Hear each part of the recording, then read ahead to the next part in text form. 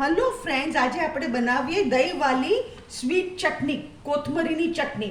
એના માટે મેં શું કર્યું છે, અડધી જોડી કોથમરી લીધી છે, 1 ટેબલસ્પૂનથી વધારે થોડીક સેંગ લીધી છે, સ્વાદ અનુસાર મીઠું, 3 ટેબલસ્પૂન સાકર અને 7 લીલા મરચાં. અને હવે આપણે શું કરશું, આ બધું મિક્સચરમાં નાખી દઈશું. આ કોથમરી નાખી, આ લીલા મરચાં, આ સેંગ,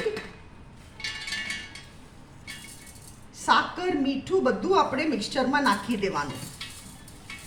આ બહુ સરસ લાગે, બહુ જ સરસ લાગે દહીંવાળી. હવે આમાં આપણે શું કરશું, થોડું સ્વાદ અનુસાર આપણે આમાં પાણી નાખશું.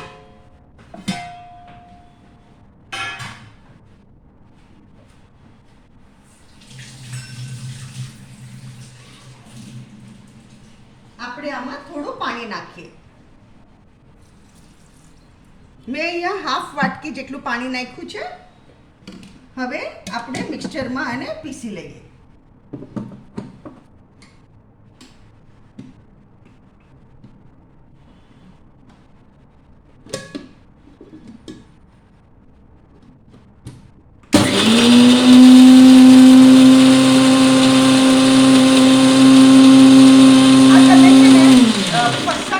ખાઈ શકો અને ઘણીવાર ઢોસાથી તમે ખાઈ શકો.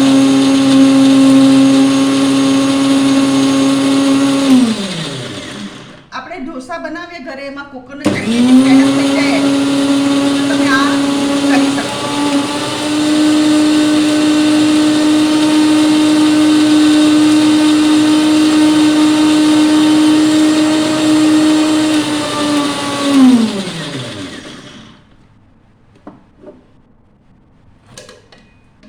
આપણી ચટણી મસ્ત થઈ ગઈ. આ છે આજની આપણી આ ચટણી. હવે અહીંયા મેં શું કર્યું છે, અહીંયા મેં આ દહીં લીધું છે, 1 વાડકો દહીં લીધું છે. હવે એમાં આપણે આ ચટણી ઠેરવી દઈએ.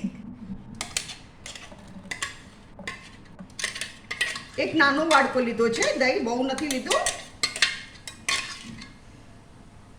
આમાં સાકર, મીઠું, સેંગ અને કોથમરી અને દહીં. આપણે શું છે, ઘણીવાર કોકોનટ ચટણીથી ફેડઅપ થઈ જાય ઢોસામાં, તો આ ચટણી એ બહુ સરસ લાગે.